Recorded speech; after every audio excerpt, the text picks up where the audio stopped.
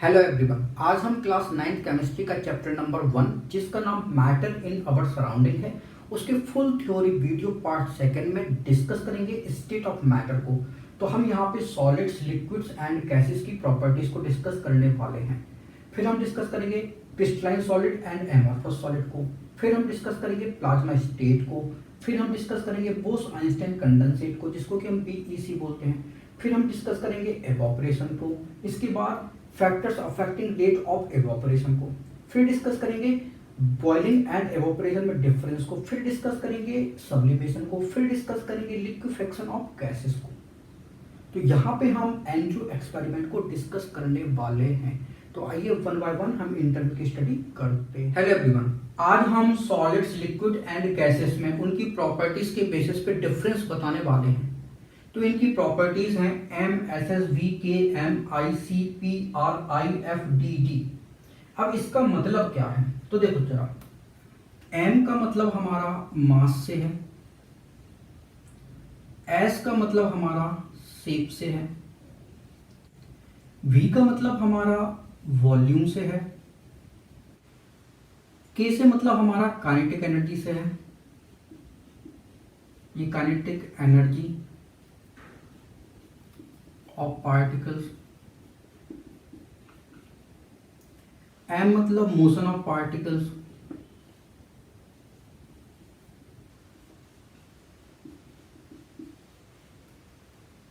आई मतलब जो है इंटर पार्टिकल स्पेस।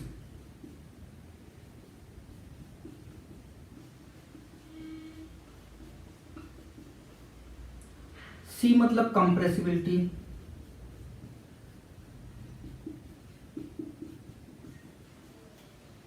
पी मतलब होता है packing, packing of particles. R मतलब होता है रिजिडिटी। आई मतलब होता है इंटर पार्टिकल फोर्स।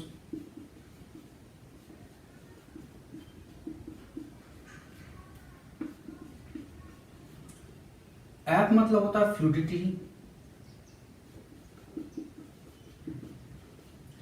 डी मतलब होता है डिफ्यूजन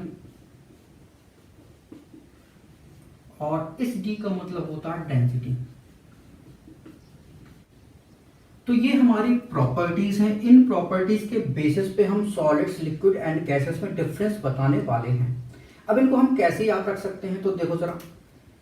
मेरे सामने वाली खिड़की में एक चांद पुराना रहता है, इनकी फितरत का दिल दीवाना रहता है।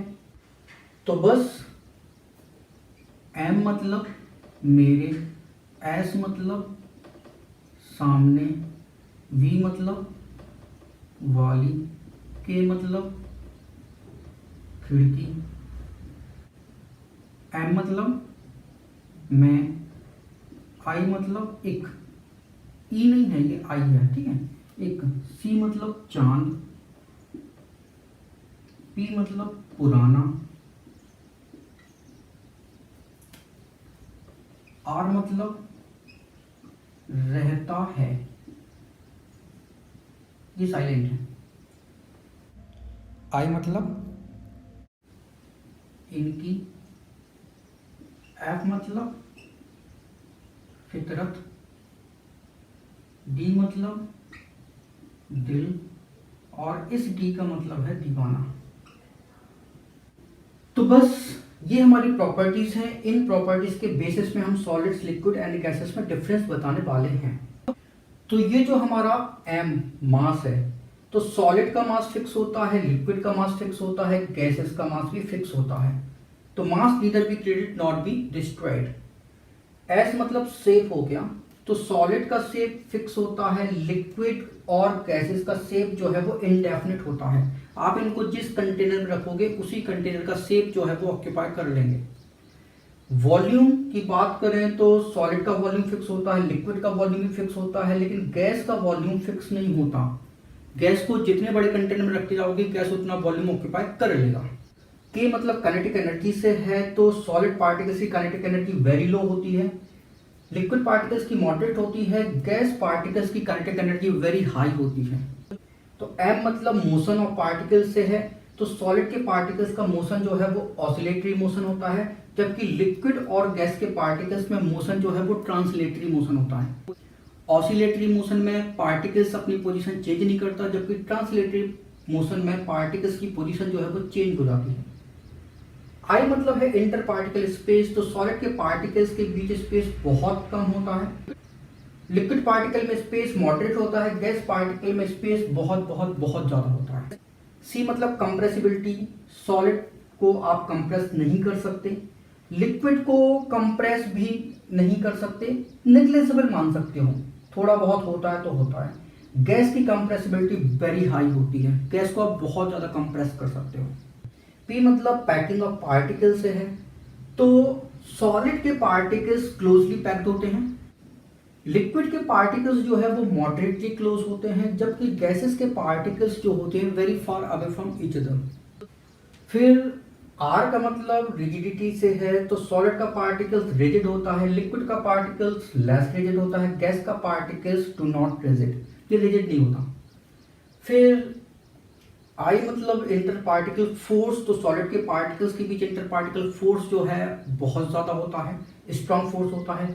लिक्विड के पार्टिकल्स के बीच मॉडरेट फोर्स होता है, गैस के पार्टिकल्स के बीच फोर्स जो है आप नेग्लिजिबल मान सकते हो। फिर आती है फ्लूइडिटी, तो सॉलिड का पार्टिकल्स फ्लो नहीं कर सकता, जबकि लिक्विड और गैस के पार्टिकल्स फ्लो कर सकते हैं। फिर डी मतलब डिफ्यूजन से है, तो सॉलिड का पार्टिकल्स डू नॉट डिफ्यूज, अगर डिफ्यूजन होता है तो वेरी स्लो। लिक्विड के पार्टिकल्स में डिफ्यूजन जो है वो मॉडरेट होता है, गैस के पार्टिकल में डिफ्यूजन वेरी फास्ट। फिर डी मतलब डेंसिटी, तो सॉलिड पार्टिकल्स की डेंसिटी हाई होती है, फिर लिक्विड की होती है, और फिर गैस की डेंसिटी लो होती है। तो डेंसिटी इक्वल टू क्या होता है, मास अपॉन वॉल्यूम। तो मास तो तीनों का अगर हमने इक्वल ले लिया, तो वॉल्यूम किसका ज्यादा है, वो गैस का ज्यादा होगा, इस कारण गैस की डेंसिटी जो है वो लो हो जाती है। तो बस अब हम इन डिफरेंसेस को बोर्ड पर लिख देंगे, आप इनको नोट कर लेना। तो अब आप सॉलिड, लिक्विड और गैस में डिफरेंस नोट कर सकते हैं। तो हमारा पहला डिफरेंस है मास के बेसिस पे, तो सॉलिड का मास डेफिनेट होता है, लिक्विड का मास भी डेफिनेट होता है, और गैस का मास भी डेफिनेट होता है। मास जो है neither be created not be destroyed, mass change नहीं होता। आपने जितना मास सॉलिड का लिया, जितना मास लिक्विड का लिया, जितना मास गैस का लिया, तो वो मास जो है वो अनचेंज रहेगा, वो डेफिनेट रहेगा, फिक्स रहेगा। सेकेंड डिफरेंस है शेप का, तो सॉलिड का शेप डेफिनेट होता है, लिक्विड का शेप इनडेफिनेट होता है, गैस का शेप भी इनडेफिनेट होता है। तो लिक्विड एंड गैस को आप जिस कंटेनर में रखोगे उसी कंटेनर के शेप को एक्वायर कर लेते हैं। तो इनके शेप जो है वो कैसे होते हैं, इनडेफिनेट होते हैं, जबकि सॉलिड का शेप डेफिनेट होता है। फिर आता है वॉल्यूम, तो सॉलिड का वॉल्यूम डेफिनेट होगा, लिक्विड का वॉल्यूम भी डेफिनेट होगा, गैस का वॉल्यूम जो है इनडेफिनेट होता है। आपने अगर छोटे कंटेनर में रखा तो वॉल्यूम कम हो जाएगा, बड़े कंटेनर में गैस को रखा तो वॉल्यूम बढ़ जाएगा। तो गैस का वॉल्यूम जो है वो इनडेफिनेट होता है, जबकि सॉलिड, लिक्विड के वॉल्यूम जो है वो डेफिनेट होते हैं। इसके बाद आएगा हमारा काइनेटिक एनर्जी, तो सॉलिड के पार्टिकल्स की काइनेटिक एनर्जी जो है वो लीस्ट होती है। क्यों? क्योंकि सॉलिड के पार्टिकल्स के बीच इंटर पार्टिकल फोर्स जो है वो बहुत ज्यादा होता है, एक दूसरे को पकड़े रहते हैं, इस कारण इनकी काइनेटिक एनर्जी जो है वो कम हो जाती है। जबकि लिक्विड के पार्टिकल्स की काइनेटिक एनर्जी मॉडरेट होती है, और गैस के पार्टिकल्स की काइनेटिक एनर्जी वेरी हाई होती है। रीजन क्या है? रीजन यही है कि इनके पार्टिकल्स के बीच फोर्स ऑफ अट्रैक्शन मिनिमम होता है, ऑलमोस्ट नेग्लिजिबल आप मान सकते हो। फिर आता है इंटर पार्टिकल स्पेस, तो सॉलिड के पार्टिकल्स क्लोजली पैक होते हैं, इस कारण इनके बीच इंटर पार्टिकल स्पेस जो है वो मिनिमम होता है, बहुत बहुत बहुत कम होता है। लिक्विड के पार्टिकल्स के बीच इंटर पार्टिकल स्पेस जो है वो मॉडरेट रहता है, जबकि गैस के पार्टिकल्स के बीच स्पेस जो है वो मैक्सिमम होता है। फिर आता है कंप्रेसिबिलिटी, तो सॉलिड को आप कंप्रेस नहीं कर सकते। क्यों? क्योंकि इनके पार्टिकल्स के बीच स्पेस मिनिमम होता है, इस कारण आप इनको कंप्रेस कर ही नहीं सकते, क्योंकि वो पहले से क्लोजली पैक्ड हैं। लिक्विड जो है इसके पार्टिकल्स मॉडरेटली क्लोजली पैक होते हैं, इस कारण लिक्विड को आप थोड़ा बहुत कंप्रेस कर सकते हो, लेकिन गैस को आप बहुत बहुत बहुत ज्यादा कंप्रेस कर सकते हो। क्यों? क्योंकि इनके पार्टिकल्स के बीच डिस्टेंस बहुत ज्यादा है। तो सॉलिड को आप कंप्रेस नहीं कर सकते, लिक्विड को थोड़ा बहुत कर सकते हो, हम ऑलमोस्ट नेग्लिजिबल मानते हैं, लिक्विड की कंप्रेसिबिलिटी को, लेकिन गैस को आप बहुत बहुत बहुत ज़्यादा कंप्रेस कर सकते हो। फिर आता है पैकिंग ऑफ पार्टिकल्स। तो सॉलिड के पार्टिकल्स की पैकिंग क्लोजली पैक्ड होती है, ये लेस क्लोजली पैक्ड होते हैं लिक्विड पार्टिकल्स, और गैस के particles very very less closely packed होते हैं। फिर अगली प्रॉपर्टीज है रिजिडिटी। तो सॉलिड जो है हमारा हाईली रिजिड होता है। तो रिजिडिटी का मतलब होता है अनबेंडिंग, इनफ्लेक्सिबल, मतलब जब हम आउटर फोर्स अप्लाई करें तो उसका शेप जो है वो चेंज ना हो। तो सॉलिड हमारा हाईली रिजिड होता है, लिक्विड हमारा लेस रिजिड होता है, जबकि गैस नॉट रिजिड, ये रिजिड नहीं होता। इसके बाद 9th नंबर की प्रॉपर्टीज है मोशन ऑफ पार्टिकल्स। तो सॉलिड के पार्टिकल्स में ऑसिलेटरी मोशन होता है, जबकि लिक्विड और गैस के पार्टिकल्स में ट्रांसलेटरी मोशन होता है। फिर 10th नंबर की प्रॉपर्टीज है inter particle force of attraction. तो सॉलिड के पार्टिकल्स के बीच inter particle force of attraction very high होता है, लिक्विड में वीक होता है, जबकि गैस के पार्टिकल्स में नेग्लिजिबल होता है। फिर आएगा फ्लूइडिटी। तो सॉलिड का पार्टिकल्स जो है फ्लो नहीं हो सकता। फ्लूइडिटी का मतलब होता है कि सब्सटेंस कैन फ्लो, लेकिन सॉलिड के पार्टिकल्स के बीच inter particle force of attraction बहुत ज़्यादा होता है, इस कारण ये फ्लो नहीं हो सकता। जबकि लिक्विड के बीच फोर्स ऑफ अट्रैक्शन वीक होता है और गैस के बीच अट्रैक्शन फोर्स आप नेग्लिजिबल मानते हो, इस कारण लिक्विड और गैस जो है फ्लो कर सकते हैं। फिर आएगा डिफ्यूजन। तो सॉलिड के पार्टिकल्स डिफ्यूज नहीं होते, अगर होते हैं तो वेरी स्लो। लिक्विड के पार्टिकल्स डिफ्यूज होते हैं, फास्टली डिफ्यूज होंगे, जबकि गैस के पार्टिकल्स में diffusion very very very fast होता है। फिर आएगा डेंसिटी। तो सॉलिड की डेंसिटी जो है वो हाई होती है, फिर लिक्विड की डेंसिटी होगी, और गैस की डेंसिटी वेरी लो होती है। क्यों? क्योंकि डेंसिटी का मतलब होता है मास बाय वॉल्यूम। तो अगर हमने इक्वल मास का सॉलिड, लिक्विड और गैस लिया है तो वॉल्यूम गैस का ज्यादा होगा, इस कारण गैस की डेंसिटी लो हो जाती है।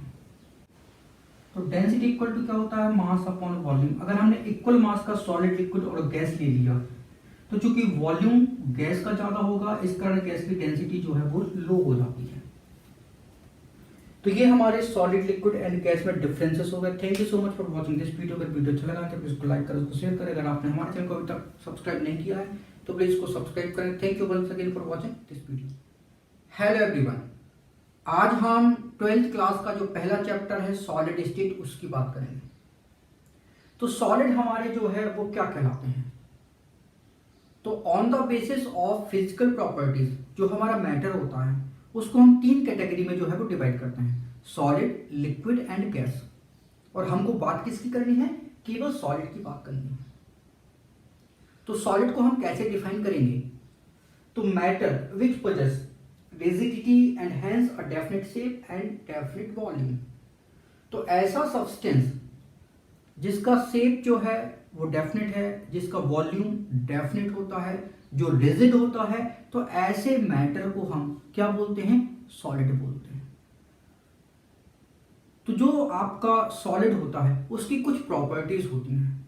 तो वो प्रॉपर्टीज क्या है? सॉलिड के लिए शेप जो है वो डेफिनेट होता है, सॉलिड का वॉल्यूम जो है वो डेफिनेट होता है, इंटर पार्टिकल फोर्स जो है वो बहुत ज्यादा होता है, very strong, inter particle space जो है वो मिनिमम होता है, डेंसिटी जो है वो हाई होती है। तो 6 प्रॉपर्टीज क्या है? कंप्रेसिबिलिटी। तो सॉलिड जनरली कंप्रेस नहीं होते, तो इनकी कंप्रेसिबिलिटी कैसी होती है? Very low. रिजिडिटी जो है बहुत हाई होती है, काइनेटिक एनर्जी जो होती है very low, minimum kinetic energy होती है।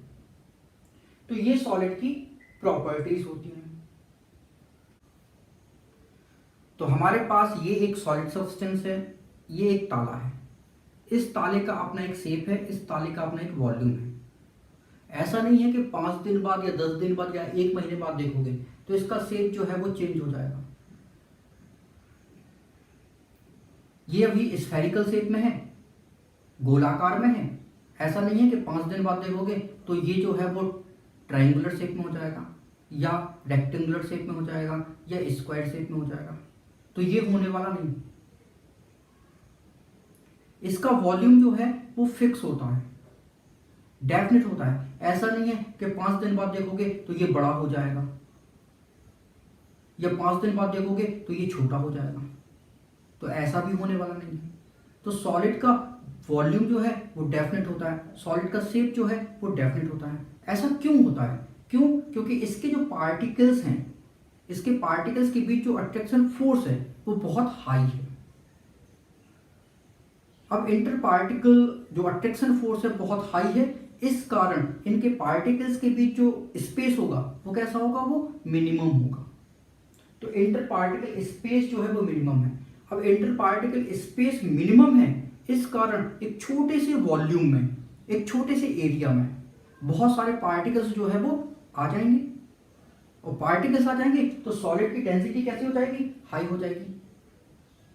अब चूंकि inter particles force of attraction बहुत ज्यादा है, इस कारण अगर आप इसको कंप्रेस करोगे तो ये कंप्रेस नहीं होगा, तो इसकी कंप्रेसिबिलिटी कैसी होगी? लो होगी। क्यों?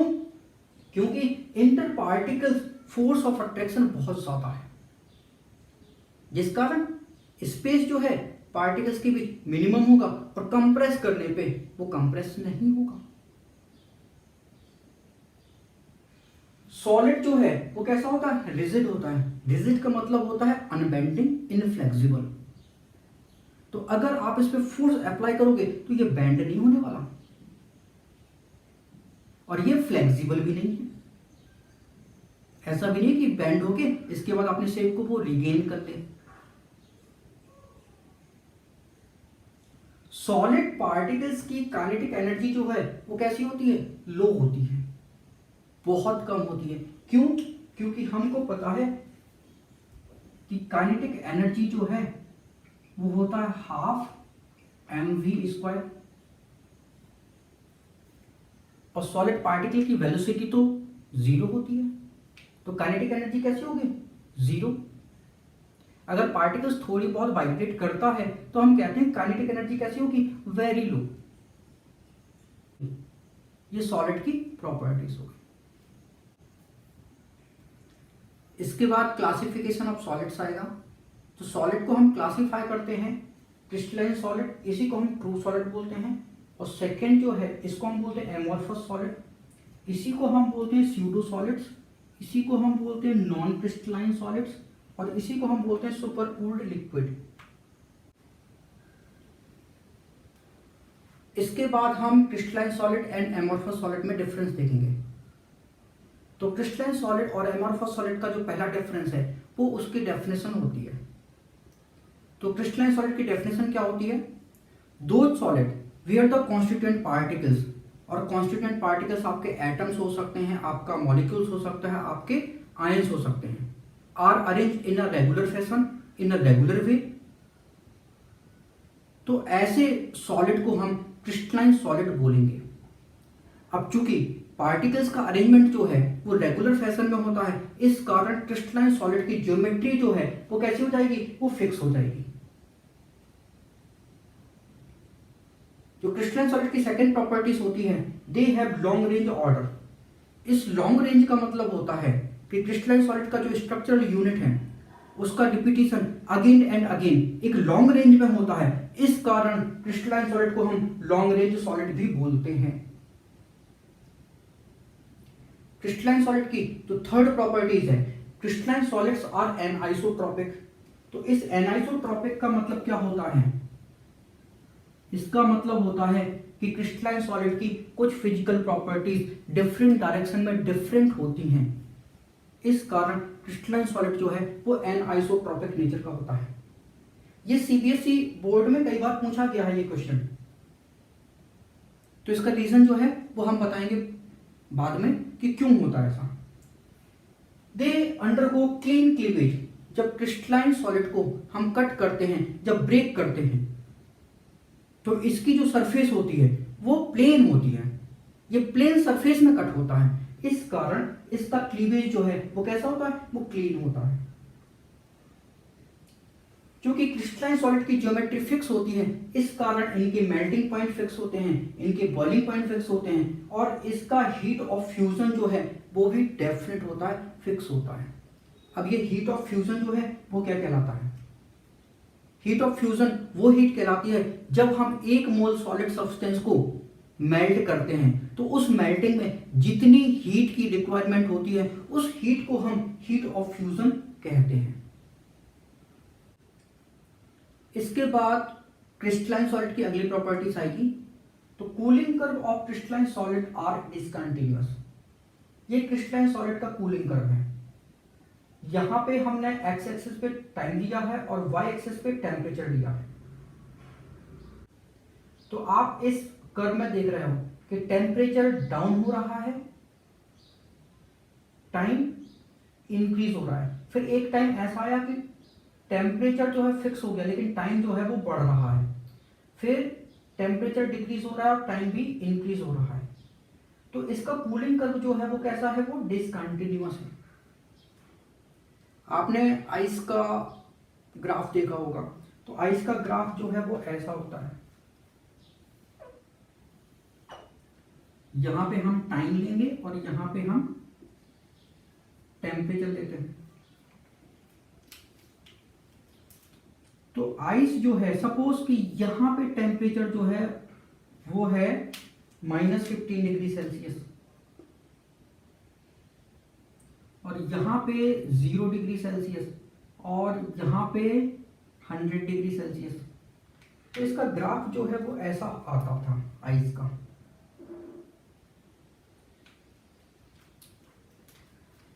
इसको हम आइस को हीट करेंगे तो टेम्परेचर जो है इंक्रीज होगा। जैसे ही टेम्परेचर 0 डिग्री सेल्सियस पे आता है तो आइस जो है वो मेल्ट होना स्टार्ट हो जाती है। अब आइस जो है वो मेल्ट हो रही है, टाइम बढ़ रहा है लेकिन टेम्परेचर कांस्टेंट है, 0 डिग्री सेल्सियस ही है, फिक्स है। जब तक कि पूरी की पूरी आइस मेल्ट नहीं हो जाती तब तक टेम्परेचर जो है वो इंक्रीज नहीं होता है। यहाँ पे जब आइस जो है वो पूरा का पूरा मेल्ट हो चुकी है, अब इसके बाद उसका टेम्परेचर जो है फर्दर इंक्रीज होगा। फिर जब लिक्विड जो है वो गैस में बनना स्टार्ट हो जाता है तो लिक्विड जो है वो वेपर में कन्वर्ट हो रही है तो उसका टेम्परेचर जो है वो क्या होता है, फिक्स हो जाता है। इसके बाद टेम्परेचर अगेन इंक्रीज होगा जब पूरा का पूरा लिक्विड जो है वो गैस में या वेपर में कन्वर्ट हो चुका होगा, तो फिर टेम्परेचर इंक्रीज होगा। तो जो आपके क्रिस्टलाइन सब्सटेंस होते हैं उनके कर्व जो होते हैं वो कैसे होते हैं, वो डिसकंटिन्यूअस होते हैं। इसके बाद हम एमॉर्फस सॉलिड, जिसको कि हम नॉन क्रिस्टलाइन सॉलिड बोलते हैं, इसी को हम स्यूडो सॉलिड बोलते हैं और इसी को हम सुपर कूल्ड लिक्विड भी बोलते हैं। तो इसकी डेफिनेशन क्या होती है, तो in amorphous solid constituent particles are not arranged in a regular fashion. तो एमॉर्फस सॉलिड में जो कॉन्स्टिट्यूएंट पार्टिकल्स होते हैं, कॉन्स्टिट्यूएंट पार्टिकल्स आपके एटम्स हो सकते हैं, मॉलिक्यूल्स हो सकते हैं, आयंस हो सकते हैं, उनका अरेंजमेंट जो है वो रेगुलर वे में नहीं होता, रेगुलर फैशन में नहीं होता। इस कारण इनकी ज्योमेट्री जो है वो डेफिनेट नहीं होती। जो सेकेंड प्रॉपर्टीज होती है, they have short range order. तो इनकी जो स्ट्रक्चरल यूनिट है उसका रिपीटेशन जो है अगेन एंड अगेन तो होता है लेकिन शॉर्ट रेंज में होता है, फिर चेंज हो जाता है। Third properties, they do not have definite melting point, boiling point and heat of fusion. तो इनके मेल्टिंग पॉइंट फिक्स नहीं होते, इनके बॉइलिंग पॉइंट फिक्स नहीं होते, इनका हीट ऑफ फ्यूजन भी फिक्स नहीं होता। क्यों? क्योंकि इनकी ज्योमेट्री फिक्स नहीं होती, इनके जो कॉन्स्टिट्यूएंट पार्टिकल्स हैं उनका अरेंजमेंट फिक्स नहीं होता। इस कारण इनके मेल्टिंग पॉइंट, बॉइलिंग पॉइंट और हीट ऑफ फ्यूजन जो है वो डेफिनिट नहीं होते। जो एमॉर्फस सॉलिड होता है वो आइसोट्रोपिक नेचर का होता है। आइसोट्रोपिक मतलब इनकी फिजिकल प्रॉपर्टीज जो है वो सेम होती हैं किसी भी डायरेक्शन में। In all direction their physical properties are identical. Amorphous solid की जो फिफ्थ प्रॉपर्टीज होती है, दे अंडरगो इरेगुलर क्लीवेज। इसका मतलब होता है कि जब हम एमॉर्फस सॉलिड को कट करते हैं तो उसकी जो सरफेस बनती है वो इरेगुलर होती है, वो अनइवन सरफेस में ब्रेक होता है। जो इसकी 6 नंबर की प्रॉपर्टीज होती है, their cooling curve is discontinuous. तो ये एमॉर्फस सॉलिड का कूलिंग कर्व है। एक्स एक्सिस पे हमने टाइम लिया है और वाई एक्सिस पे टेम्परेचर। तो जैसे जैसे टेम्परेचर डिक्रीज होगा वैसे वैसे टाइम क्या होगा, इंक्रीज हो रहा है। इस कारण कूलिंग कर्व कैसा बन रहा है आपका, कंटिन्यूअस बन रहा है। तो तो ये क्रिस्टलाइन एंड एमॉर्फस सॉलिड में डिफरेंसेस हो गए। इसके बाद हम crystalline solid and amorphous solid के एग्जांपल देखेंगे। तो क्रिस्टलाइन सॉलिड में मोस्ट ऑफ द एलिमेंट जो है वो क्रिस्टलाइन नेचर के होते हैं, जैसे iron, aluminium, copper, tin, magnesium. Compounds जो है वो क्रिस्टलाइन नेचर के होते हैं, NaCl जो आपका शुगर हो गया, कॉपर सल्फेट हो गया, यूरिया हो गया, तो ये क्रिस्टलाइन सॉलिड होते हैं। एमॉर्फस सॉलिड में अगर हम बात करें तो आपका glass, would, rubber, bags, pitch, tar, plastics, ये आपके एमॉर्फस सॉलिड के एग्जांपल हैं। हेलो एवरीवन, आज हम मैटर की फोर्थ स्टेट की बात करते हैं जिसको कि हम प्लाज्मा स्टेट बोलते हैं। तो हमारी प्लाज्मा स्टेट जो है उसका फॉर्मेशन कैसे हुआ, तो देखो जरा, जो हमारे मैटर की पहली स्टेट है वो तो कहलाती है सॉलिड, जो सेकंड स्टेट है वो कहलाती है लिक्विड, और जो हमारी थर्ड स्टेट है वो कहलाती है गैस। अब प्लाज्मा स्टेट और बोस आइंस्टाइन कंडेंसेट स्टेट वो किससे बनती है, वो गैस से ही बनती है। तो साइंटिस्ट ने सोचा कि एक सॉलिड जो है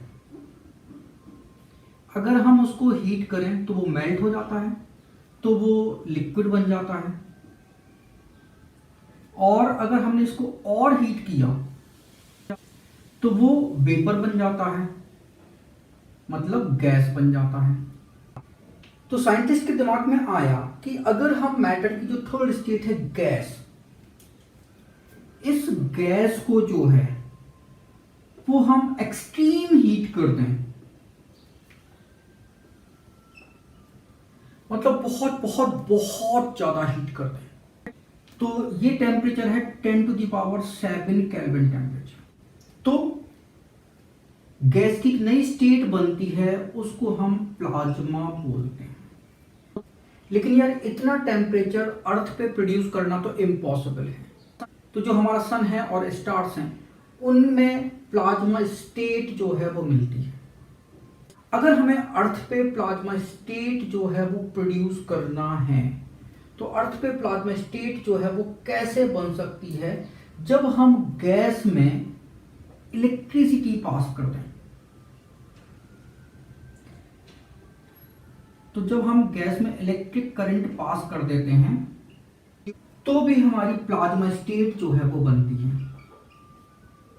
तो डिस्चार्ज ट्यूब में जब हम एक गैस ले लेते हैं और लो प्रेशर पे, प्रेशर कैसा होना चाहिए, लो होना चाहिए, लो प्रेशर पे इलेक्ट्रिक करंट जो है वो फ्लो कराते हैं, तो गैस जो है वो आयनाइज हो जाती है और हमारी प्लाज्मा स्टेट जो है वो बनती है। तो प्लाज्मा स्टेट का मतलब है गैसियस आयन एंड इलेक्ट्रॉन, ये जो कॉम्बिनेशन है इस स्टेट को ही हम प्लाज्मा स्टेट बोलते हैं। अब एक और स्टेट होती है फिफ्थ स्टेट, वो कैसे बनती है, तो जब हमारी गैस है तो गैस को हमें क्या करना है, लो डेंसिटी की गैस लेना है। तो लो डेंसिटी गैस ले लो, और गैस की डेंसिटी कितनी लो होनी चाहिए, 1/100,000 टाइम्स जो है वो लो होनी चाहिए as compared to air density. तो एयर की डेंसिटी से हमें इतनी डेंसिटी जो है वो कम करनी है, और फिर इस गैस को हम कूल करते हैं सुपर लो टेम्परेचर। अब ये सुपर लो टेम्परेचर जो है वो अप्रॉक्स -273 डिग्री सेल्सियस होता है, अप्रॉक्स। इसके आसपास ही हम क्या करते हैं, गैस को कूल करते हैं, तो हमारी एक नई स्टेट जो है वो बनती है, उसको हम बोस आइंस्टाइन कंडेंसेट बोलते हैं। ये हमारे मैटर की फिफ्थ स्टेट कहलाती है।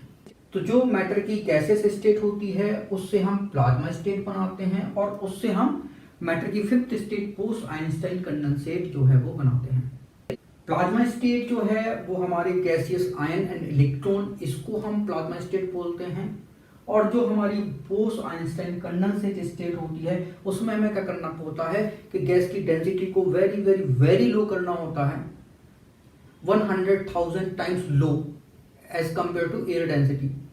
और उस गैस को हम क्या करते हैं फिर सुपर लो टेम्परेचर पे, अल्ट्रा लो टेम्परेचर पे हम क्या करते हैं, कूल करते हैं, तो हमें एक नई स्टेट मिलती है जिसको कि हम बोस आइंस्टाइन कंडेंसेट स्टेट बोलते हैं।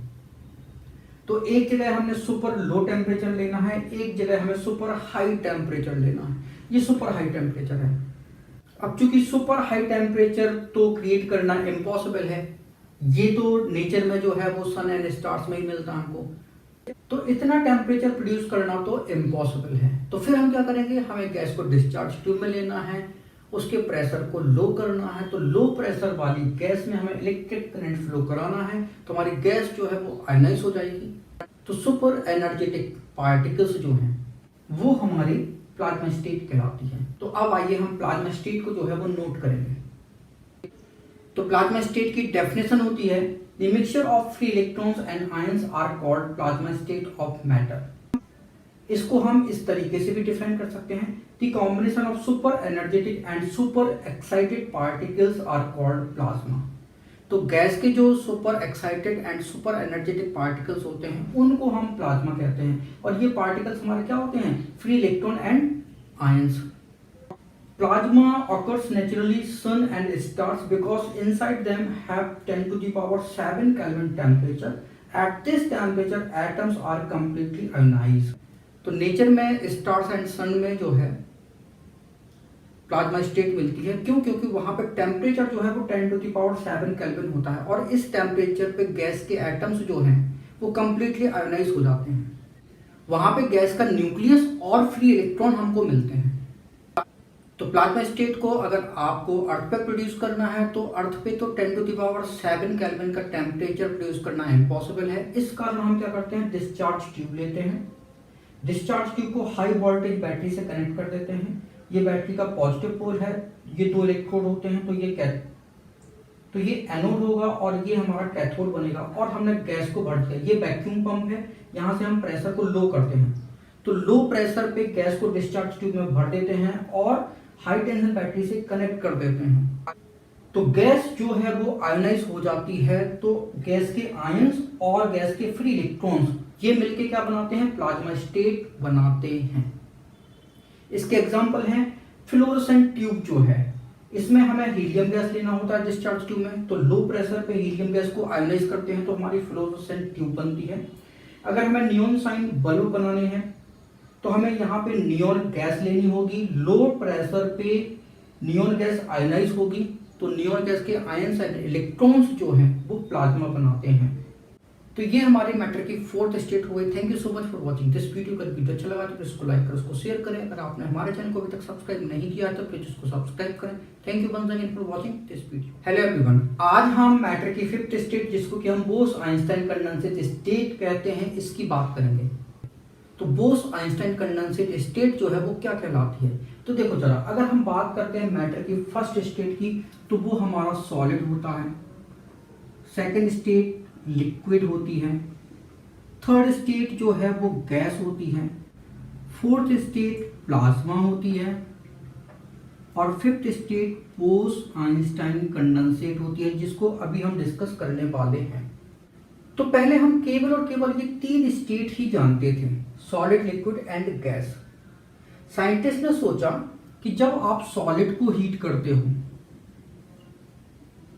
तो ये लिक्विड में कन्वर्ट हो जाता है, और अगर हमने लिक्विड को हीट किया तो ये वेपर, जिसको हम गैस बोलते हैं, में कन्वर्ट हो जाता है।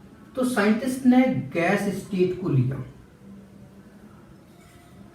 साइंटिस्ट ने सोचा कि अगर हम टेम्परेचर को बहुत बहुत बहुत हाई कर दें तो मैटर जो है वो सॉलिड, लिक्विड और गैसियस स्टेट में तो मिलना इम्पॉसिबल है। बहुत high temperature sun and stars में होता है, तो मतलब वहां पे मैटर की ये स्टेट तो मिलना इम्पॉसिबल है। तो वहां पे टेम्परेचर जो है वो बहुत हाई होता है, 10 टू द पावर 7 केल्विन होता है। तो वहां पे तो एक नई स्टेट मिलती है जिसको कि हम प्लाज्मा स्टेट बोलते हैं। ये स्टेट कैसे बनती है, जब गैस जो है वो आयोनाइज हो जाती है। गैस के आयंस और इलेक्ट्रॉन ये मिलके प्लाज्मा स्टेट बनाते हैं। अब यार इतना टेम्परेचर तो अर्थ पे प्रोड्यूस करना इम्पॉसिबल है। आप इतना टेम्परेचर अर्थ पे तो नहीं प्रोड्यूस कर सकते।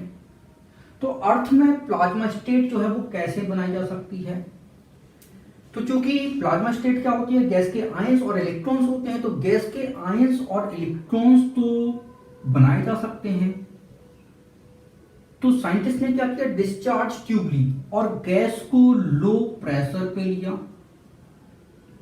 तो लो प्रेशर पे गैस ली और इस गैस में उन्होंने इलेक्ट्रिक करंट जो है वो पास कर दिया। तो गैस आयनाइज हो गई। तो गैस के आयंस और उसके इलेक्ट्रॉन्स जो है वो प्लाज्मा स्टेट बनाते हैं। तो यार गैस जब हमारी बहुत बहुत बहुत हाई टेम्परेचर पे होती है तो एक नई स्टेट बनती है जिसको कि हम प्लाज्मा स्टेट बोलते हैं। तो जो हमारे सत्येंद्रनाथ बोस हैं, उन्होंने सोचा कि अगर हम गैस को super super super low temperature तक ले जाएं तो भी एक नई स्टेट बनेगी। तो जो आइंस्टाइन थे, उन्होंने बोस के रिसर्च पेपर को जो है स्टडी की और उन्होंने गैस को क्या किया, लो डेंसिटी की गैस ली। तो गैस हमें लेना है लो डेंसिटी की। कितनी लो डेंसिटी की लेना है, जो एयर की डेंसिटी का 100,000 टाइम्स लो हो। फिर इस गैस को हमें क्या करना है, कूल करना है। तो इस गैस की कूलिंग की जाएगी तो एक नई स्टेट बनती है जिसको कि हम बोस आइंस्टाइन कंडेंसेट स्टेट बोलते हैं। तो अगर हम गैस की डेंसिटी को वेरी वेरी वेरी लो करके उसको कूल करते हैं तो एक नई स्टेट मिलती है जिसको कि हम बोस आइंस्टाइन कंडेंसेट स्टेट बोलते हैं। और फाइनली ये जो स्टेट है इसको अचीव किया गया, 3 साइंटिस्ट ने मिलकर इसको अचीव किया, जिनको हम CKW बोलते हैं। C मतलब हो गया कॉर्नेल, K से कैट्रेल,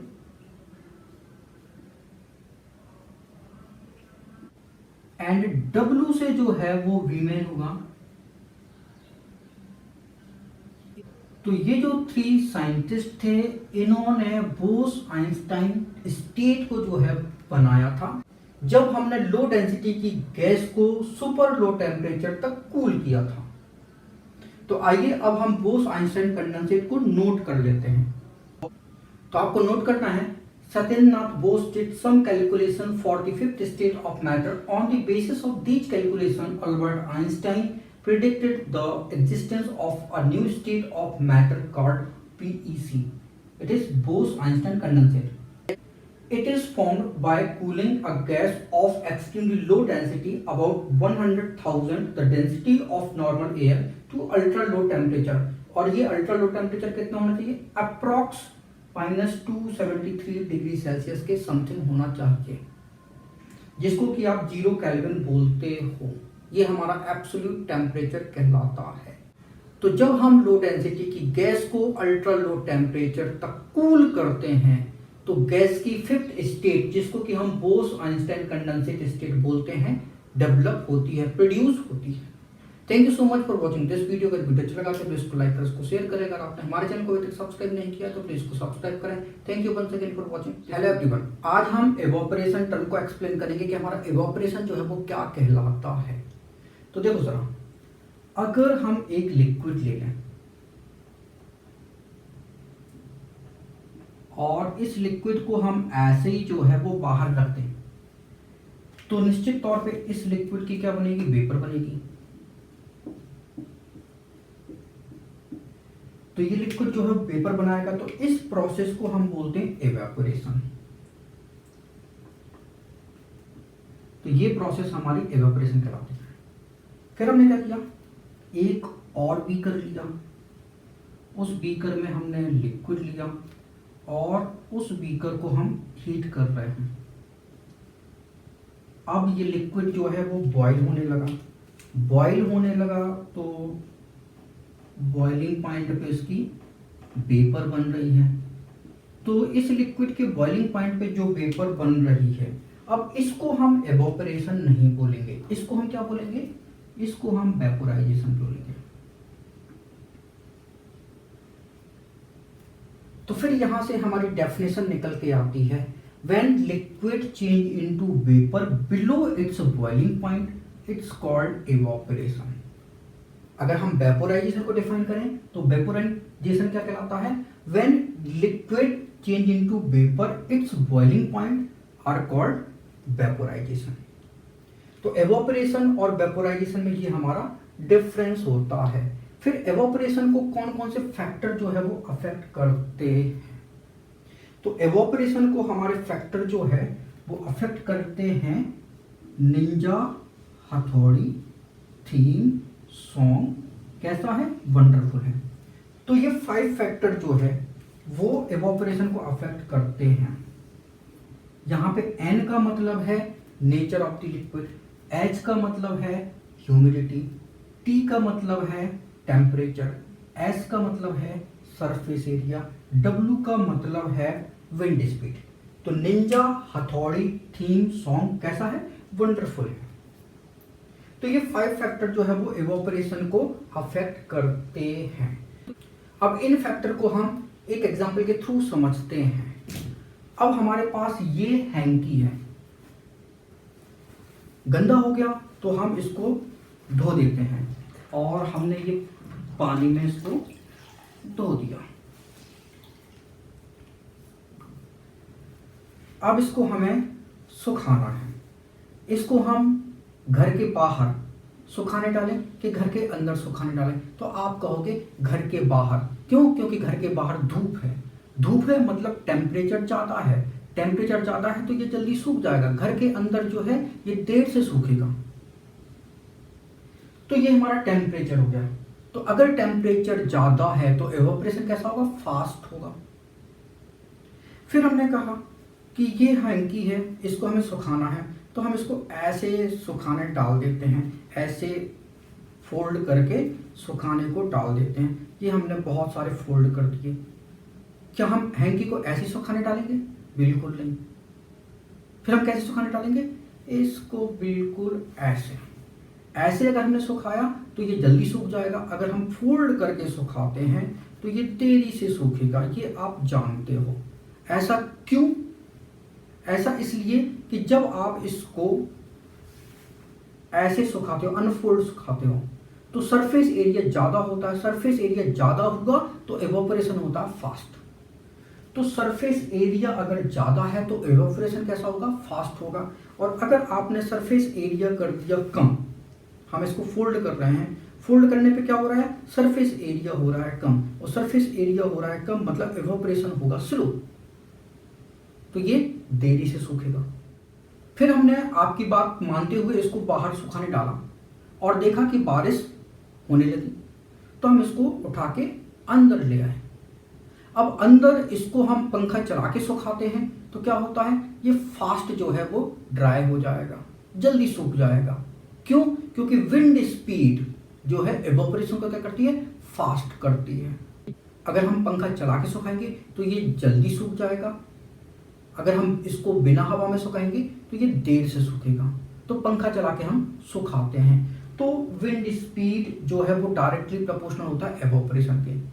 तो विंड स्पीड ज़्यादा होगी तो एवोपरेशन हमारा कैसा होगा, फास्ट होगा। फिर नेचर ऑफ लिक्विड की बात करते हैं। तो हमारे पास एक हैंकी ये है, इसको हमने पानी में गीला कर दिया, और दूसरा हैंकी हमारे पास ये है, इसको हम स्प्रिट में गीला कर देते हैं।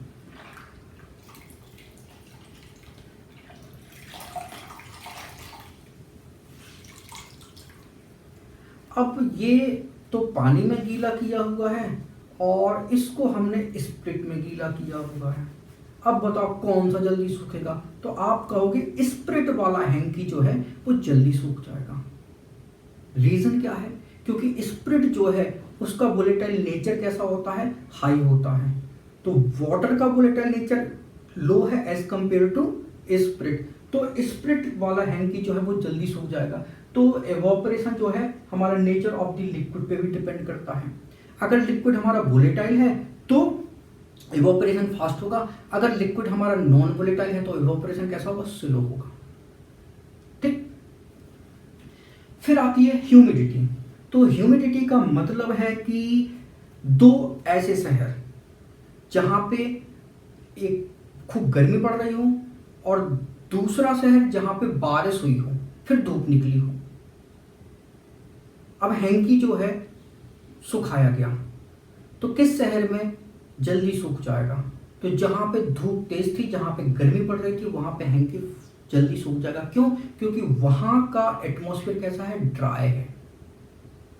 और जहां पे बारिश हुई फिर धूप निकली तो वहां पे है कि लेट सूखेगा। क्यों? क्योंकि वहां का एटमॉस्फेयर जो है ह्यूमिड है।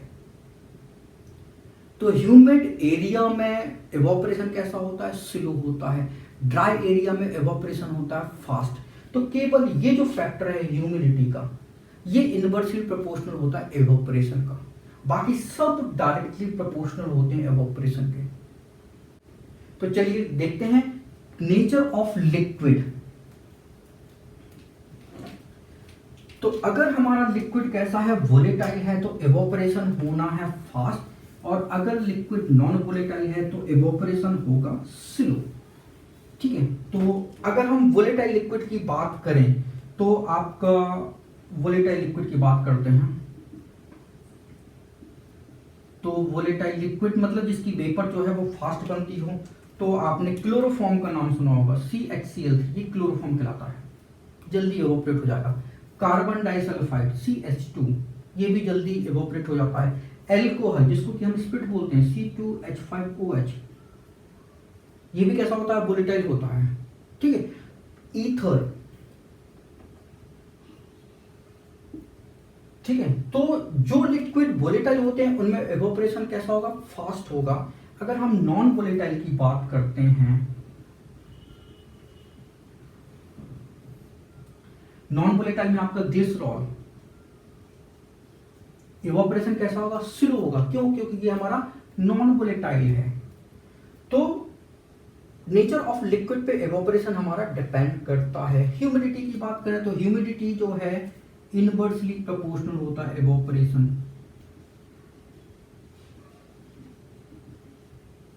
ह्यूमिडिटी हाई है तो इवोपरेशन हो जाएगा कैसा, स्लो, राइट।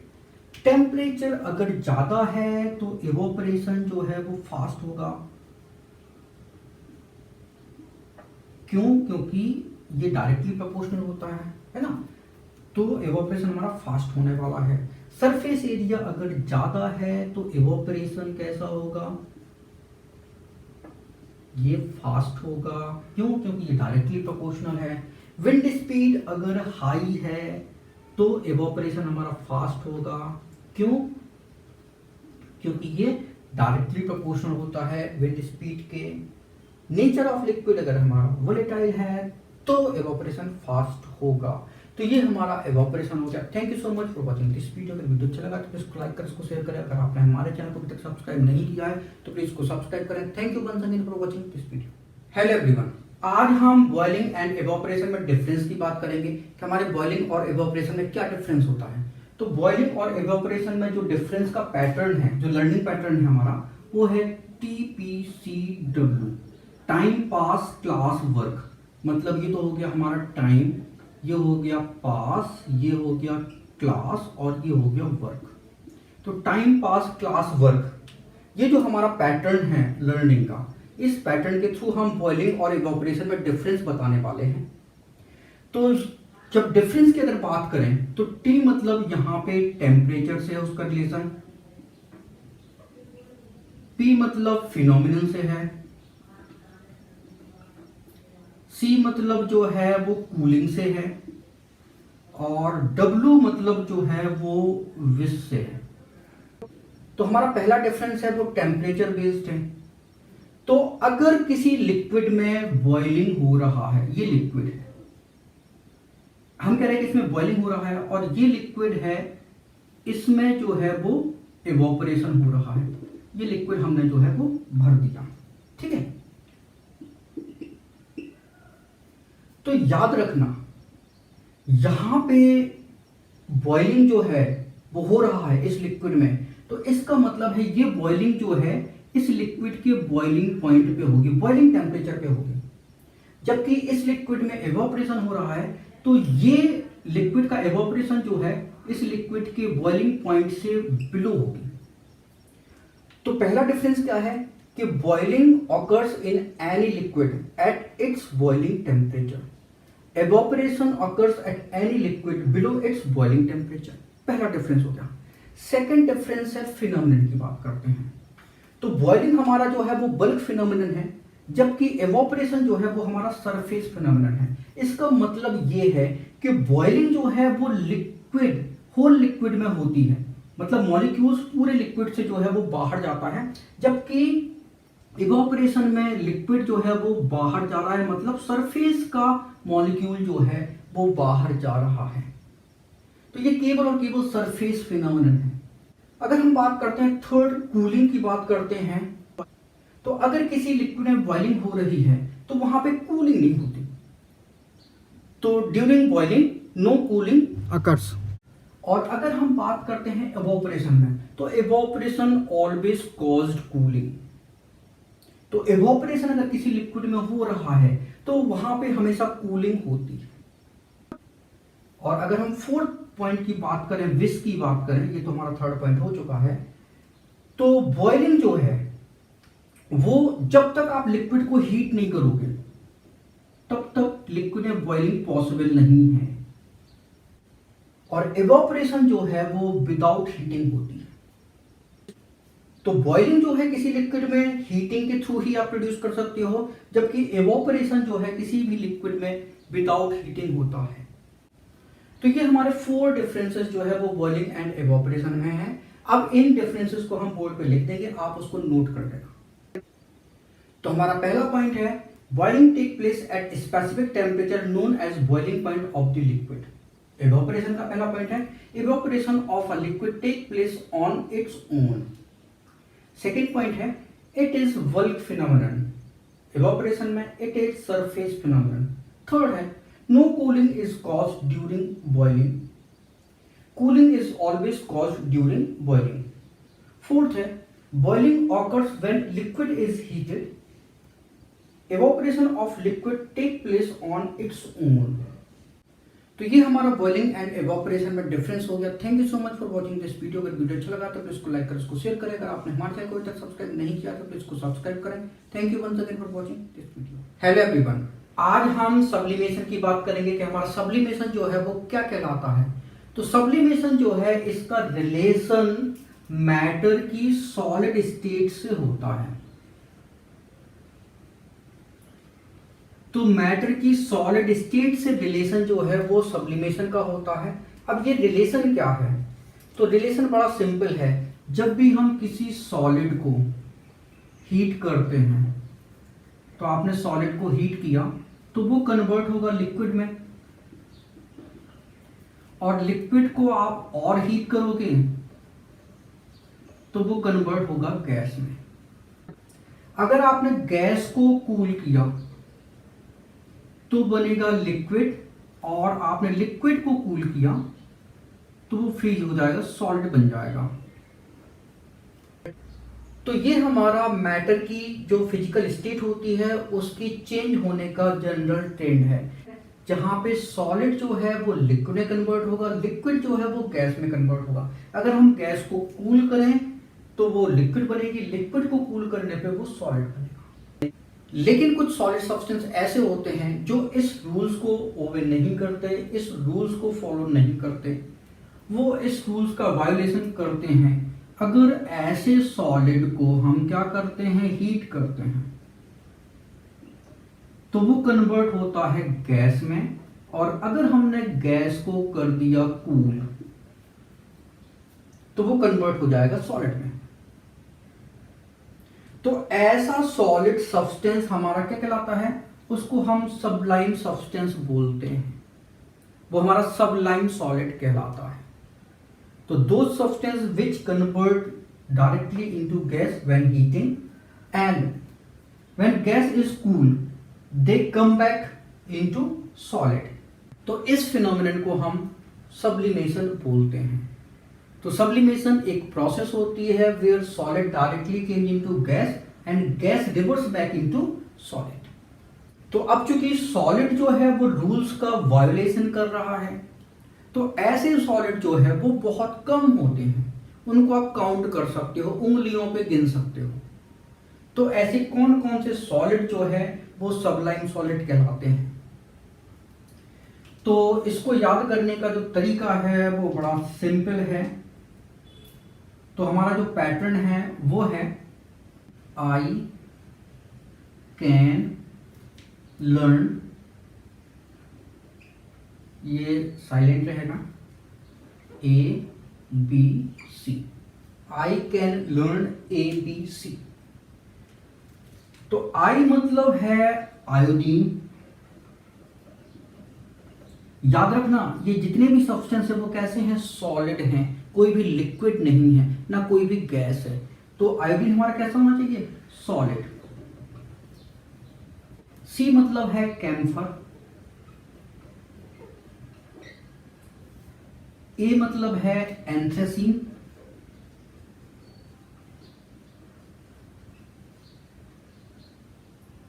एन मतलब है नैप्थलीन।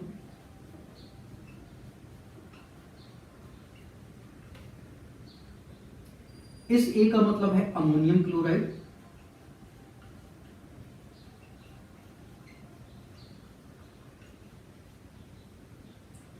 इस बी का मतलब है बेंजोइक एसिड, यहां लिख देते हैं। उस सी का मतलब है सॉलिड कार्बन डाइऑक्साइड।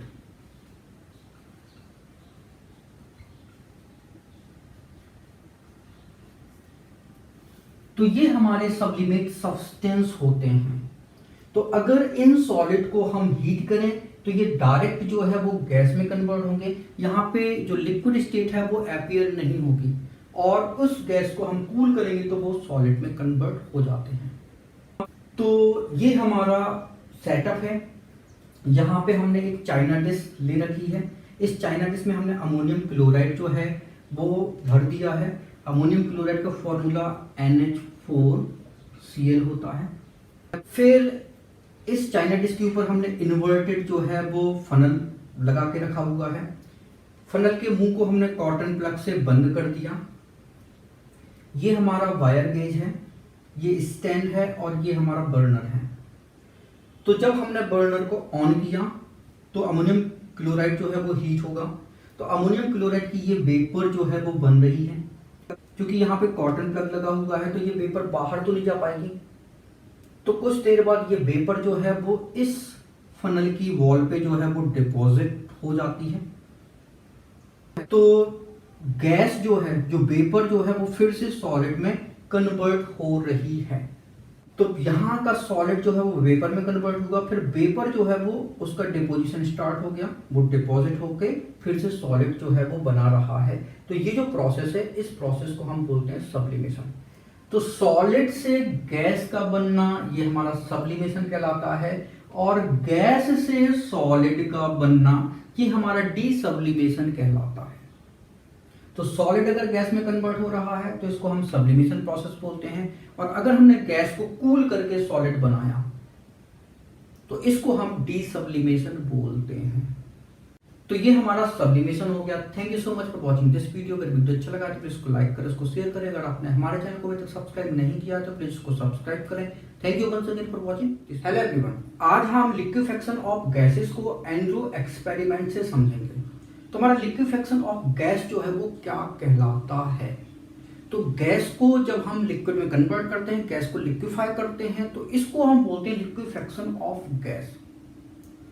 तो ये कैसे पॉसिबल है, तो देखो जरा, अगर हम मैटर की स्टेट की बात करें तो हमारा मैटर जो है वो आपका सॉलिड हो सकता है, लिक्विड हो सकता है और गैस हो सकता है। तो इन तीनों स्टेट में डिफरेंस किस चीज का होता है, यहाँ पे अगर स्टेट गैस है इसका मतलब है कि मॉलिक्यूल जो है वो बहुत दूर दूर है। अगर लिक्विड है तो मतलब मॉलिक्यूल के बीच डिस्टेंस कम है, और अगर सॉलिड है तो मतलब मॉलिक्यूल एकदम पास पास पास पास अरेंज है। तो अगर हमें गैस को लिक्विड में कन्वर्ट करना है, इसका मतलब है कि हमें मॉलिक्यूल जो दूर दूर थे उनको पास पास लाना होगा। तो ये पॉसिबल हो सकता है जब हम गैस का या तो प्रेशर बढ़ा दें तो मॉलिक्यूल पास पास आ जाएंगे, या फिर गैस का टेम्परेचर कम कर दें तो भी मॉलिक्यूल पास पास आ जाएंगे, या फिर दोनों काम कर सकते हैं, प्रेशर को हाई करें और टेम्परेचर को लो करें तो भी हमारे गैस के मॉलिक्यूल पास पास आ जाएंगे। तो यहाँ पे हमने इस कंटेनर में एक गैस ली है और यहाँ पे ये पिस्टन है, अब हमें इस गैस को लिक्विफाई करना है तो हमें क्या करना होगा, या तो प्रेशर को हाई करना होगा या टेम्परेचर को लो करना होगा, या दोनों ही काम एक साथ कर सकते हैं, pressure high and temperature low. तो गैस जो है वो हमारी लिक्विफाइड हो जाएगी। तो हमने यहाँ पे प्रेशर को किया हाई, हमने पिस्टन को दबाया तो क्या हो गया, पिस्टन जो है वो दबता चला गया, तो गैस के मॉलिक्यूल जो बिखरे हुए थे अब पास पास पास पास आ गए, तो गैस जो है हमारा क्या हो गया, लिक्विड में कन्वर्ट हो गया, मतलब गैस हमारी लिक्विफाई हो गई। अब एंड्रू ने एक एक्सपेरिमेंट किया, एंड्रू ने कार्बन डाइऑक्साइड गैस लेके एक एक्सपेरिमेंट किया। तो सपोज के ये जो हमारी गैस भरी हुई है ये कार्बन डाइऑक्साइड गैस है। अब एंड्रू एक्सपेरिमेंट क्या बोलता है, एंड्रू ने अपना एक्सपेरिमेंट किया और उस एक्सपेरिमेंट के बेसिस पे उसने ग्राफ प्लॉट किया, और ग्राफ प्लॉट किया प्रेशर वर्सेस वॉल्यूम पे। तो प्रेशर वर्सेस वॉल्यूम, तो ये रिलेशन जो है प्रेशर और वॉल्यूम में क्या रिलेशन होता है, तो ये तो हम बॉयल्स लॉ के थ्रू जानते हैं। तो हमारा बॉयल्स लॉ जो है वो क्या कहलाता है, बॉयल्स लॉ कहलाता है कि volume inversely proportional to pressure when temperature is constant. जब टेम्परेचर कांस्टेंट होता है तो वॉल्यूम गैस का जो है वो प्रेशर के इनवर्सली प्रोपोर्शनल होता है। ये हमारा बॉयल्स लॉ है। तो यहाँ पे प्रेशर वॉल्यूम के बीच ग्राफ प्लॉट किया गया, तो टेम्परेचर क्या है, कांस्टेंट होना चाहिए, तो बिल्कुल उसने यही किया। तो कार्बन डाइऑक्साइड गैस ली और उसने 273 केल्विन टेम्परेचर रखा, मतलब उसने 0 डिग्री सेल्सियस टेम्परेचर रखा। 273 केल्विन मतलब 0 डिग्री सेल्सियस टेम्परेचर होता है। अब आप गैस का प्रेशर बढ़ाओ या वॉल्यूम को कम करो, टेम्परेचर आपका कितना होना चाहिए, 273 केल्विन होना चाहिए। ये कांस्टेंट रहेगा पूरे एक्सपेरिमेंट में। पूरे एक्सपेरिमेंट में हमारा ये टेम्परेचर जो है वो कांस्टेंट रहेगा। अब प्रेशर को बढ़ाया जा रहा है तो वॉल्यूम जो है वो क्या होगा, कम होगा। तो देखो जरा, वॉल्यूम जो है हम ऐसे जाएंगे तो वॉल्यूम कम हो रहा है, ये वॉल्यूम कम हो रहा है, और ऐसे जा रहा है तो प्रेशर जो है वो इंक्रीज हो रहा है। तो वॉल्यूम कम हो रहा है, प्रेशर इंक्रीज हो रहा है। तो आप ए पॉइंट से चले थे, तो जैसे ही आप यहां पे पहुंचे तो यहां पे आपका जो गैस था वो लिक्विफाइड होना स्टार्ट हो गया, मतलब इस पॉइंट पे हमारे पास वो प्रेशर आ गया जिसके कारण गैस के मॉलिक्यूल इतने पास पास पास पास आ गए कि वो क्या होने लगे, वो लिक्विफाइड होने स्टार्ट हो गए। अब जैसे हम चल रहे हैं तो यहाँ पे गैस जो है वो लिक्विफाइड हो रहा है। तो बी एंड सी पोजीशन पे आपको जो है वो आपको गैस एंड लिक्विड दोनों स्टेट जो है वो आपको मिलेगी। ए से बी पे केवल और केवल गैसियस स्टेट ही मिलेगी। अब जैसे ही आपने सी पॉइंट पे आए, ठीक है, बी और सी के बीच आपका प्रेशर जो है वो आप देख रहे हो एकदम कांस्टेंट है, कोई भी प्रेशर जो है वो नहीं बढ़ रहा है। ठीक है, प्रेशर कुछ भी नहीं बढ़ रहा है, केवल वॉल्यूम जो है वो डिक्रीज हो रहा है गैस का, क्योंकि गैस क्या हो रही है, लिक्विफाइड हो रही है, तो वॉल्यूम तो कम होगा। ठीक है, तो केवल वॉल्यूम डिक्रीज हो रहा है, प्रेशर जो है यहाँ पे कांस्टेंट हो गया। फिर एक टाइम आया कि प्रेशर आप बढ़ा रहे हो, आप प्रेशर यहां से बढ़ाते जा रहे हो, मतलब सी से डी तक आप बढ़ा रहे हो, तो वॉल्यूम जो है वो बहुत बहुत बहुत कम डिक्रीज हो रहा है। तो ये हमारा एकदम पैरेलल टू हमारा प्रेशर हो गया। तो सी और डी के बीच हमारी कौन सी स्टेट होगी, यहां पे केवल और केवल लिक्विड स्टेट होगी।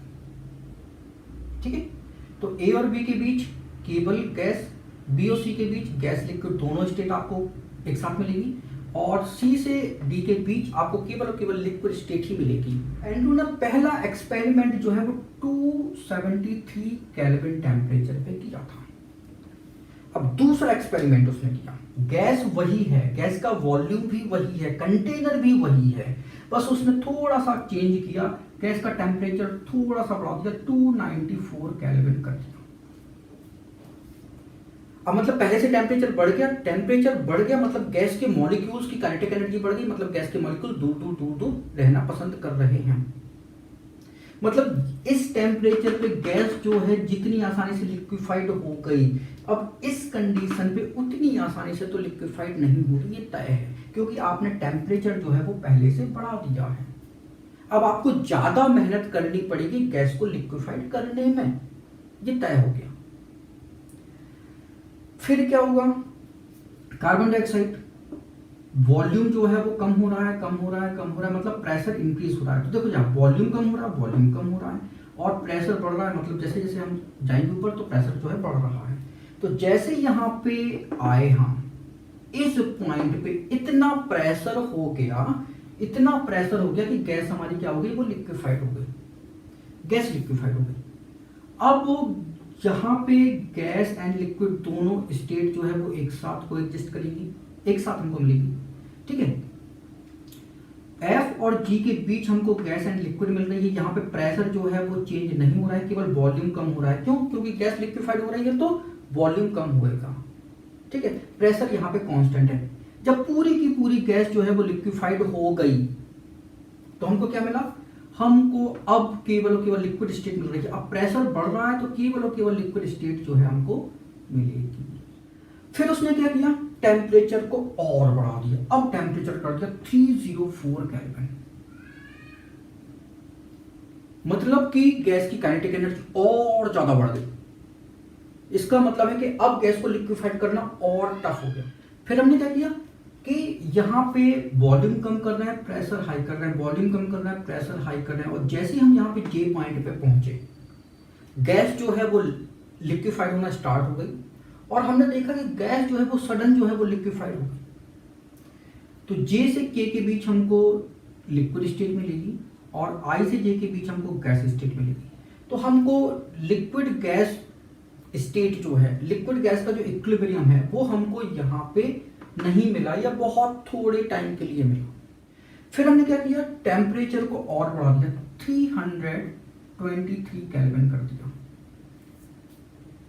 अब हम प्रेशर बढ़ा रहे हैं, प्रेशर बढ़ा रहे हैं, वॉल्यूम कम हो रहा है, मतलब वॉल्यूम कम, प्रेशर बढ़ रहा है, प्रेशर बढ़ रहा है, प्रेशर बढ़ रहा है। लेकिन हम देख रहे हैं कि हमारी गैस जो है वो लिक्विफाइड नहीं हो रही। तो यहां से लेके यहां तक हमको केवल और केवल गैसियस स्टेट मिली, लिक्विड स्टेट कहीं भी एपियर नहीं हुई, कहीं भी नहीं मिल रही हम।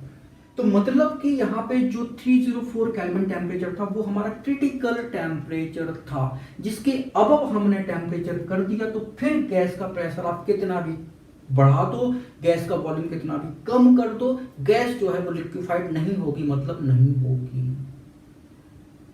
तो ऐसा टेम्परेचर जिसके अब टेम्परेचर पे आप प्रेशर कितना भी हाई कर दो, वॉल्यूम कितना भी लो कर दो, गैस जो है वो लिक्विफाइड नहीं होती है, तो उस टेम्परेचर को हम बोलते हैं क्रिटिकल टेम्परेचर।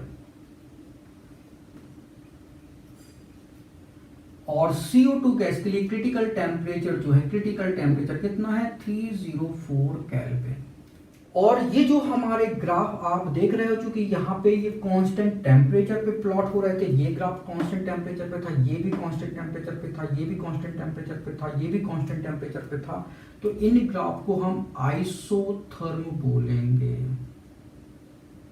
आइसोथर्म मतलब जहां पे टेम्परेचर जो है वो कांस्टेंट हो। बॉयल्स लॉ में टेम्परेचर कांस्टेंट है ना, तो ये जो ग्राफ होगा हमारा आइसोथर्म ग्राफ कहलाएगा। तो अब अगर क्रिटिकल टेम्परेचर है तो निश्चित बात है हमारा क्रिटिकल प्रेशर भी होगा और हमारा क्रिटिकल वॉल्यूम भी होगा। तो क्रिटिकल प्रेशर जो है वो क्या कहलाता है, तो मतलब क्रिटिकल टेम्परेचर पे गैस का जो प्रेशर होगा वो हमारा क्रिटिकल प्रेशर कहलाएगा। और क्रिटिकल वॉल्यूम क्या कहलाएगा, तो अगर हमने गैस जो है ये 1 मोल ले ली, 1 मोल गैस ले ली, तो 1 मोल गैस जो है क्रिटिकल टेम्परेचर और क्रिटिकल प्रेशर पे जो वॉल्यूम ऑक्यूपाई करेगी वो हमारा क्रिटिकल वॉल्यूम जो है वो कहलाएगा। तो हम यहाँ पे ग्राफ की तरफ एक बार फिर आ जाते हैं। आप देख रहे हो कि ये हमारा बी एंड सी, इस पॉइंट पे ये जो गैस लिक्विड का इक्विलिब्रियम है आपको ज़्यादा टाइम के लिए मिल रहा है। यहाँ पे गैस लिक्विड इक्विलिब्रियम कम बना और यहाँ पे और भी कम बना या नहीं भी बना, और यहाँ पे तो एपियर ही नहीं हुआ। ऐसा क्यों, तो देखो जरा, लो टेम्परेचर पे गैस को लिक्विफाई करना इजीली है, इस कारण यहाँ पे इक्विलिब्रियम हमको ज़्यादा देर के लिए मिल रहा है।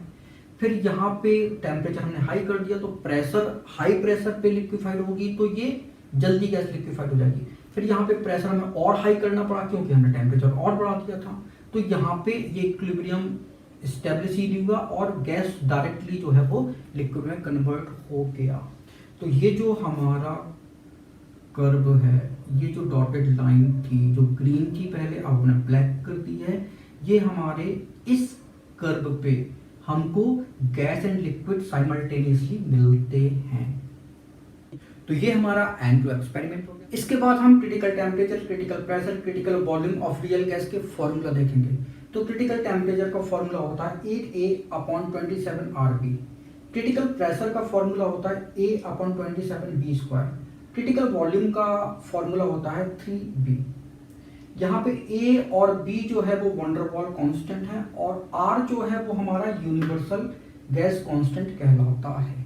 अब आइए इसके कुछ न्यूमेरिकल क्वेश्चन जो है वो सॉल्व करते हैं। इसके बाद हमारा क्वेश्चन नंबर 1 है, calculate critical temperature and critical pressure of oxygen if the values of the wonder walls constant A and B are 1.32 decimetre 6 bar mole -2 and 0.0312 decimetre cube mole inverse respectively.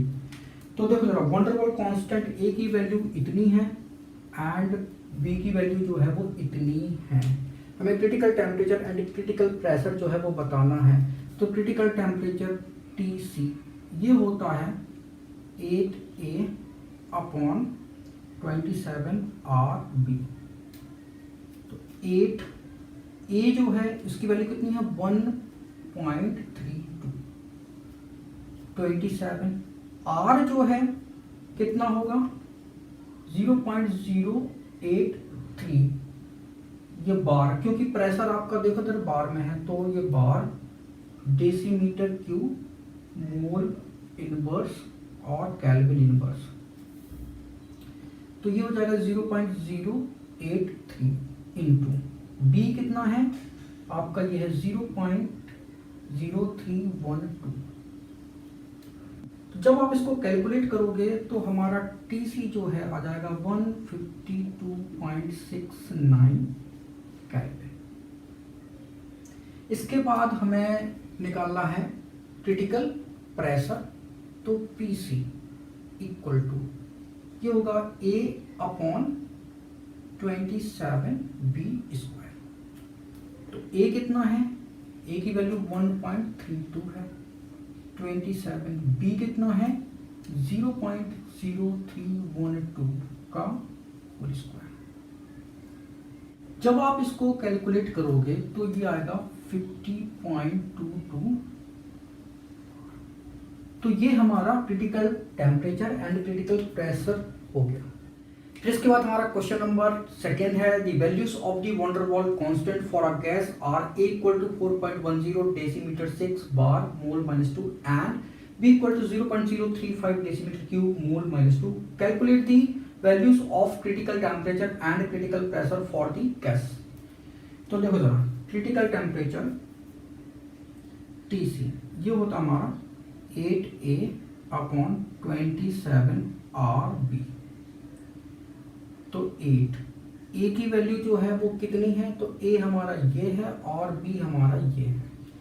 तो 4.1/27। R जो है वो कितना होगा, क्योंकि यहाँ पे ये बार लिखा है तो ये 0.083 हो जाएगा, ठीक है। और B कितना है 0.035। जब आप इसको कैलकुलेट करोगे तो ये आएगा हमारा 418.18 केल्विन। फिर इसके बाद हमें PC निकालना है क्रिटिकल प्रेशर। तो ये होता है A/27B²। तो A जो है वो 4.1 है, 27 B जो है हमारा 0.035 है, ठीक है। इसका स्क्वायर करोगे, जब आप इसको कैलकुलेट करोगे तो ये आएगा 123.96 बार। तो ऐसे हम critical temperature and critical pressure को कैलकुलेट कर लेते हैं। Thank you so much for watching this video. अगर वीडियो अच्छा लगा तो प्लीज इसको लाइक करें, इसको शेयर करें। अगर आपने हमारे चैनल को अभी तक सब्सक्राइब नहीं किया तो प्लीज इसको सब्सक्राइब करें। Thank you once again for watching this video.